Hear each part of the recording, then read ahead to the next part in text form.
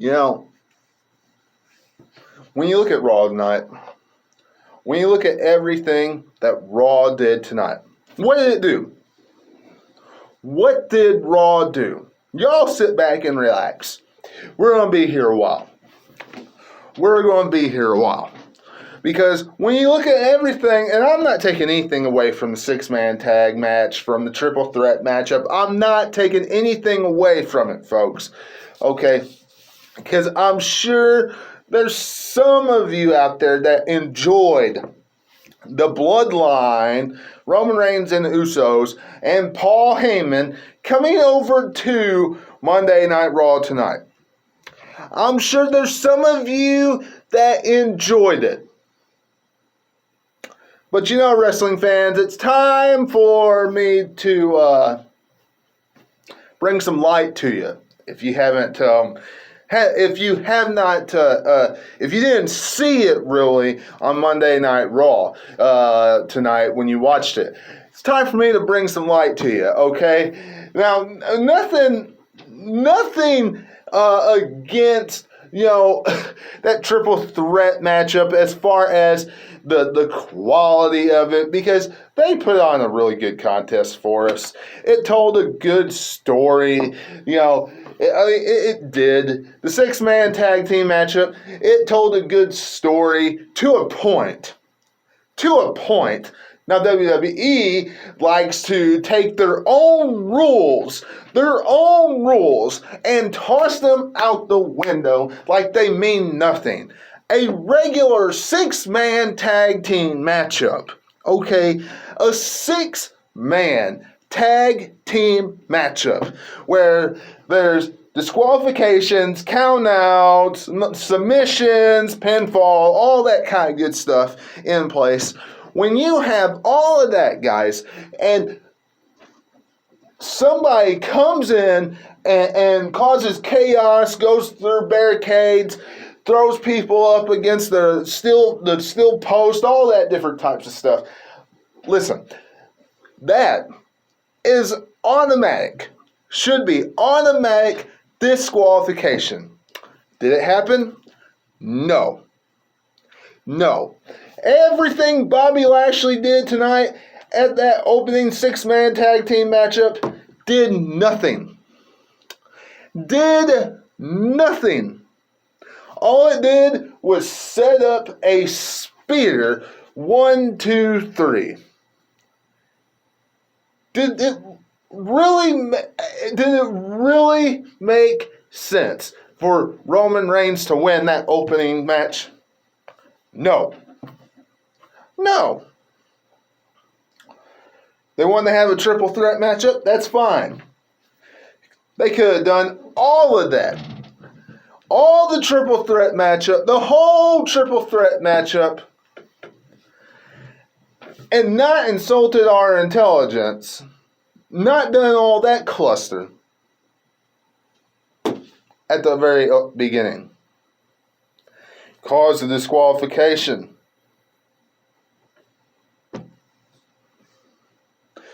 Bobby Lashley and Big E still won a triple threat matchup later on in the night, because neither one of them really got their hands on each other or got their hands on the tribal chief.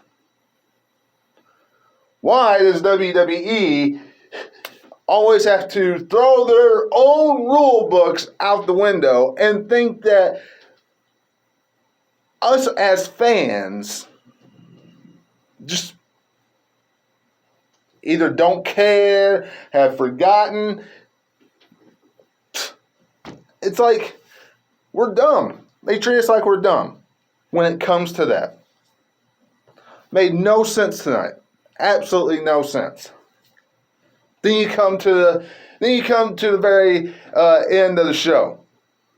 Roman Reigns again. And I'm not griping, moaning, groaning, and complaining about the Roman Reigns character, about him being tribal chief and all that kinds of stuff. But Roman Reigns again picks up a victory. Now, in the long run, Does this do anything for him? No. No. Not one thing does this do for Roman Reigns. Him winning.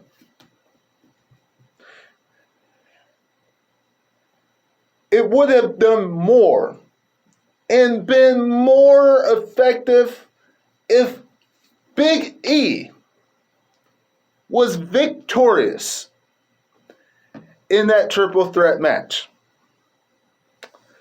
If Big E beat Bobby Lashley in that triple threat matchup.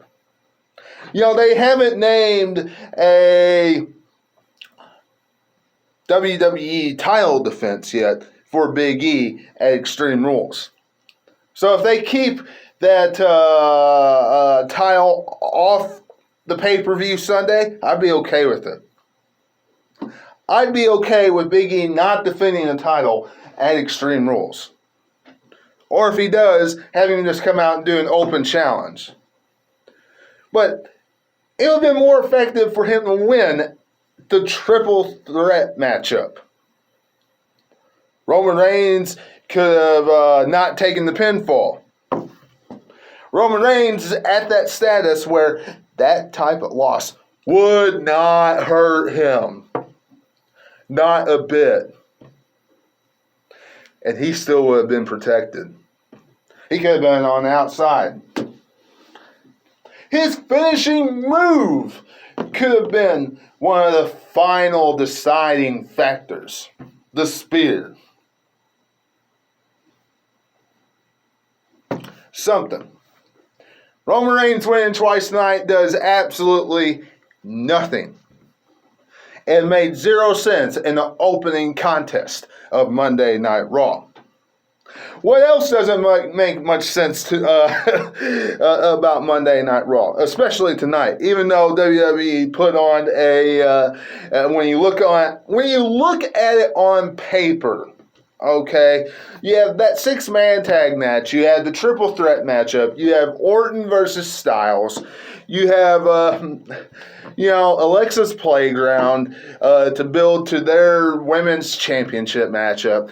You have, I can't believe I'm saying that on paper it looks good, but in reality it's just a big load of garbage. The women's tag team championship matchup. So, you have all this stuff on paper, and, on paper it looks like, hey, it's a decent Monday Night Raw. But delivered, executed,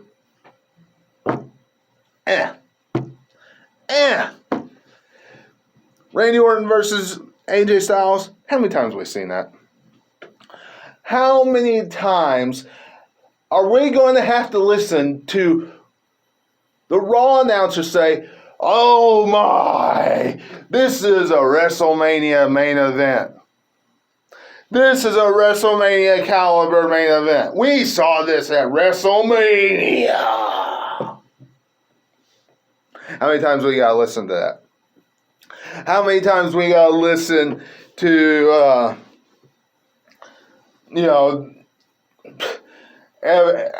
just the same old verbiage about that same matchup? For that matter, when was the last time, since how I'm talking about RK Bro, when was the last time Riddle was on TV wrestling?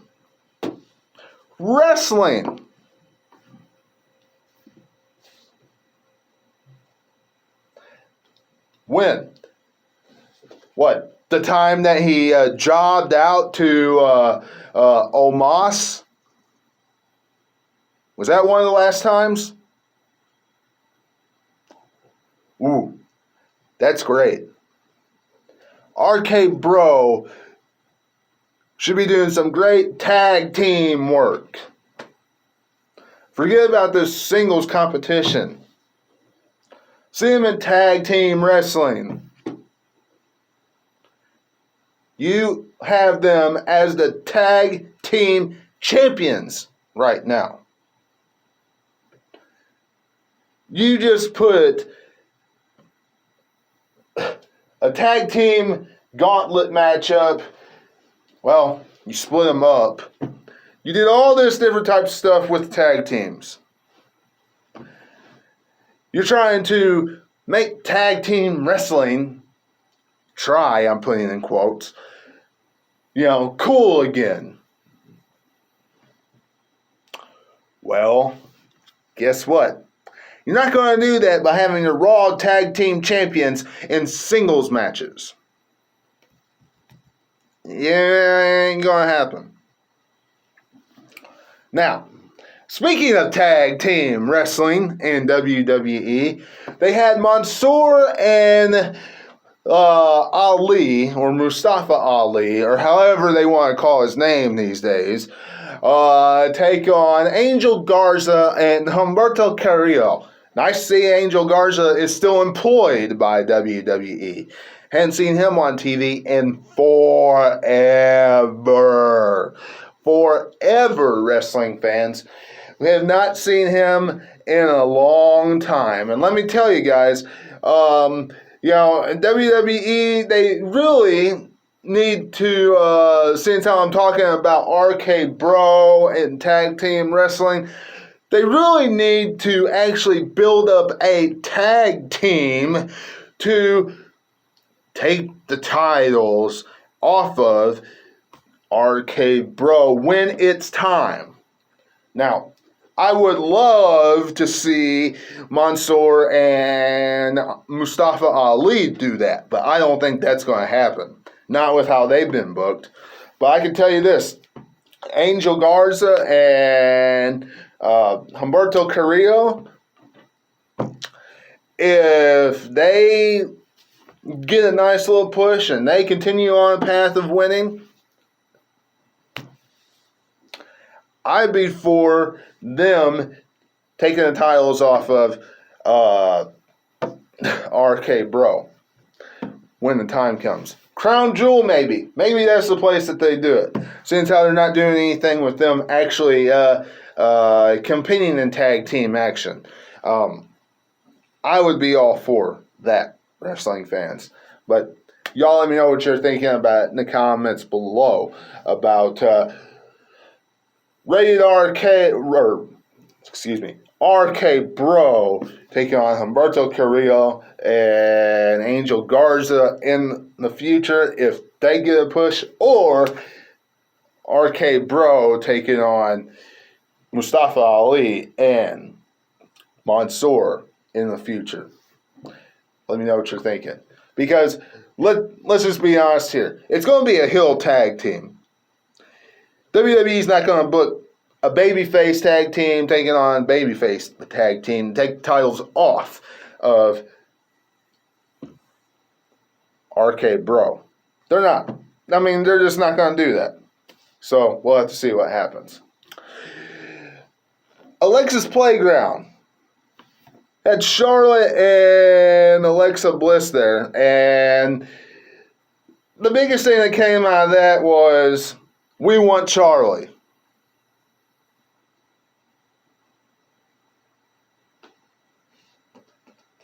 We want Charlie. That's the biggest thing that came out of it, wrestling fans.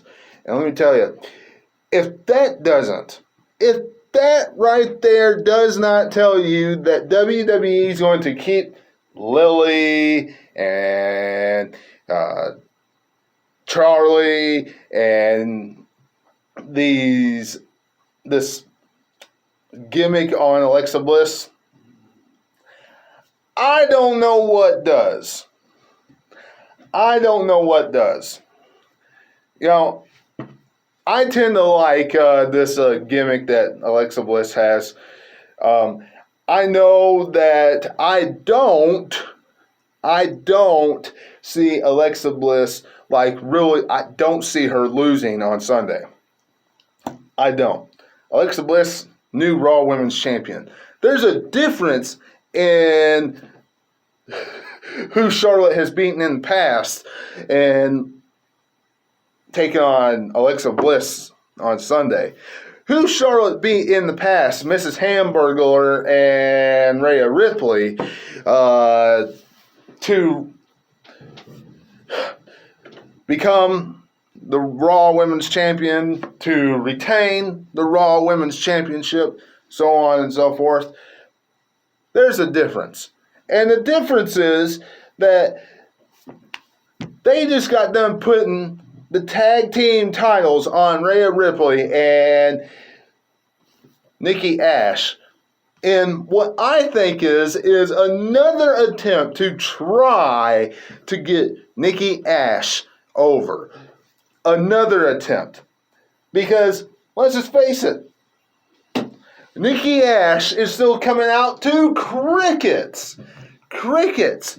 And the only applause that she is getting is because Rhea Ripley's with her.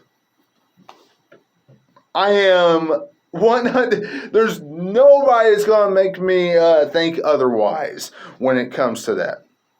No, nobody. Nobody's going to change my mind on that theory. They put the Raw Women's title on her. That didn't work. So the tag titles is next. And see what happens with that. And you know where it's going to go? Nowhere. Absolutely nowhere. Nikki Ash, I wish that character would go back to like Nikki Cross or something of that nature, because this character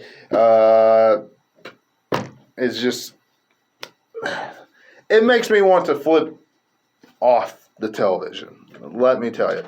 But guys, I don't see Alexa Bliss losing on Sunday. People want to see Alexa Bliss with this character. People like Lily. I can't believe I'm saying that. People actually like these dolls. I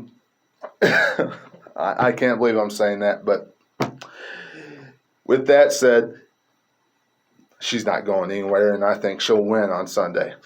But guys, outside of all that, not too much happened. Jeff Hardy, he's added to the United States Championship matchup. I'm happy about it because I didn't want to see another just singles matchup between Sheamus and Damian Priest.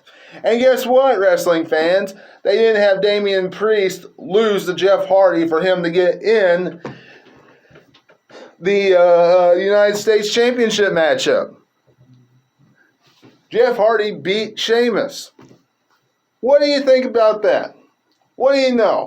Not a championship contenders matchup. Damian Priest was on the outside talking to the commentators. Something better. I think that's better than seeing another champion lose on Raw or SmackDown. Don't always have to have the champions lose every Monday and Friday night. You just don't have to see that garbage. But wrestling fans, that's pretty much what happened on Monday Night Raw tonight. I don't think anyone cared about another matchup between Eva Marie and Doudrop. I don't, because that took place and Doudrop was victorious. But that was Monday Night Raw. Y'all let me know what you're thinking in the comments below. Subscribe. Give me a big thumbs up. Like, share, comment. You know what to do. Go back and check out anything you missed. SmackDown review later on this week. Preview of Extreme Rules. You'll get the review of it on Sunday as well. Going to be a stacked week here on the channel. Plus, I'm going to have some stuff thrown in about Backyard Beatdown. The Season 2 finale of it is October 1st. So you're going to see some stuff thrown in about that on the channel this week. Going to be a great week for the channel. Tune in to all of it. You don't want to miss it. And of course, until I see you again, this is Webby. And I'll catch all of you on the other side. Talk to you later.